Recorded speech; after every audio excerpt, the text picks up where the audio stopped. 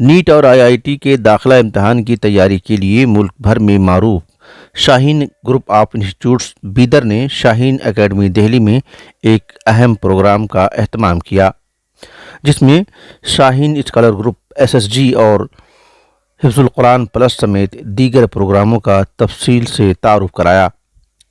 اس programme کی صدارت شاہین group کے چیئرمین ماہر تعلیم عبدالقدیر صاحب نے کی۔ انہوں نے شاہین کا 32 سالہ سفر پیش کیا اور اس موقع پر ایشیا ٹائمز نے ان سے بات کی اور یہ جاننا چاہا کہ وہ شمالی ہند میں شاہین گروپ کی توسیع کا کیا منصوبہ رکھتے ہیں۔ شاہین اسکالرز گروپ نام کا ایک selection come merit scholarship test Shaheen group of institutions کی طرف سے گزشتہ 13 سال سے کنڈکٹ کیا جاتا ہے۔ اب تک یہ ٹیسٹ صرف اور صرف 10th میں پڑھنے والے اسٹوڈنٹس کے لیے جو 11th 12th میں نیٹ کی تیاری کرنا چاہتے ہیں یا انجینئرنگ کی تیاری کرنا چاہتے ہیں ان کے لیے ہوا کرتا تھا، لیکن اب حالات کے پیش نظر یہ ٹیسٹ جملہ 10 کورسز کے لیے منعقد کیا جا رہا ہے۔ اس میں خاص طور پر علماء اور حفاظ جو کبھی کچھ نہیں پڑھے تھے یا سرٹیفکیٹ حاصل کر لیے ہیں، ان کو ان کی بنیادوں کو ٹھیک کر کے، ان کا فاؤنڈیشن ٹھیک کر کے، ان کے لیے 10th، ان کے لیے 12th اور ان کے لیے گریجویشن اور آفٹر گریجویشن کمپٹیٹیو ایگزامز کے لیے تیاری کرانے کے ہمارے پاس کورسز ہیں۔ اس طرح سے کلیٹ کے لیے تیاری کرانے کا موقع ہے اور راپورٹ بچوں کے لیے AICU اکیڈمک انٹینسیو یونٹ جو ہے ہمارے پاس جو موجود ہے، اس کے ذریعے راپورٹ کو ریگولر اسکولز میں شامل کرنے کا پروگرام ہے۔ اور اس طرح سے حفظ القرآن پلس اور AICU اور مختلف مقامات پر اگر لوگ شروع کرنا چاہتے ہیں تو ہم ان کو آفر دے رہے ہیں، ہم ان کی رہنمائی کریں گے، گائیڈ کریں گے، سپورٹ کریں گے۔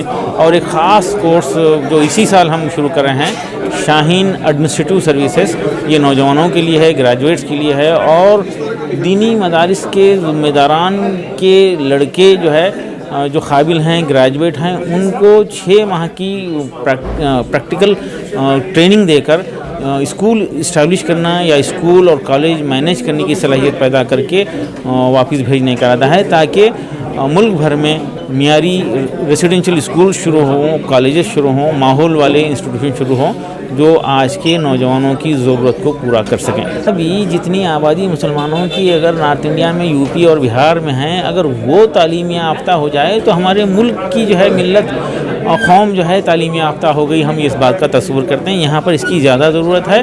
ویسے ساؤتھ میں کچھ کام ہو رہا ہے، لیکن یہاں پر ضرورت ہے خاص طور پہ ماحول کے ساتھ، کلچر کے ساتھ تعلیم دینے کی۔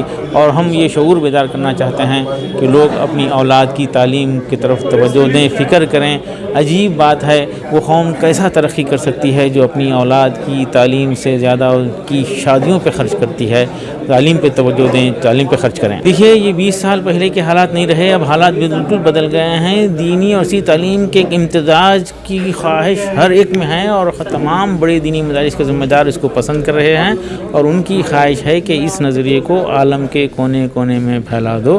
یہ پورا بھرپور تعاون مل رہا ہے، اس کی قدر ہو رہی ہے اور دینی مدارس اس پروگرام کو، حفظ القرآن پلس اور عالم پلس کو اپنے اداروں میں شروع کرنے کا سوچ رہے ہیں، بلکہ آگے بڑھ گئے ہیں۔ 10-12 سینٹر ابھی چل رہے ہیں اور اس آنے والے تعلیمی سال میں ہم مزید 10-20 سینٹر کو قائم کرنے کی امید کر رہے ہیں۔ سوان میں الحفیظ اکیڈمی جو ہے ایک بہت بڑا کیمپس تیار ہے، 50 ایکڑ پہ ایک کیمپس تیار ہے اور کمرشل ایکٹیویٹی نہیں ہے، وہ وہاں پر بچوں کے لیے کچھ دینا چاہتے ہیں اور خدمت کے نظریے سے وہاں پہ کام شروع ہوا ہے۔ انشاءاللہ وہاں پر غریب بچے آئیں گے اور وہاں پہ پڑھیں گے، اس کے ذریعے اس علاقے میں تبدیلی آ سکتی ہے۔ ایک بچے کے ذریعے ایک خاندان میں، ایک بچے کے ذریعے ایک علاقے میں، گاؤں میں اور ایک انسٹیٹیوشن کے ذریعے ایک علاقے میں تبدیلی آ سکتی ہے۔ یہ ہم الحفیظ اکیڈمی سے امید کر رہے ہیں۔ اس سال 500 سے زیادہ مراکز میں قریب 50,000 اسٹوڈنٹس کو ہم یہ میسیج پہنچانا چاہتے ہیں۔ اس ٹیسٹ کے ذریعے حفاظ تک، ایک حافظ تک، بچے یقیناً یہ ہمارے حافظ اور علماء جو ہیں وہ تراشے ہوئے ہیرے ہیں، ان تک یہ بات پہنچانا چاہتے ہیں۔ ہم ان کو مزید قیمتی بنانا چاہتے ہیں، جیسا کہ 200-300 سال پہلے ہوا کرتا تھا۔ اس وقت بہترین طبیب، بہترین عالم دین ہوا کرتا تھا، بہترین ایڈمنسٹریٹر، کمانڈر ان چیف جو ہے بہترین عالم دین ہوا کرتا تھا۔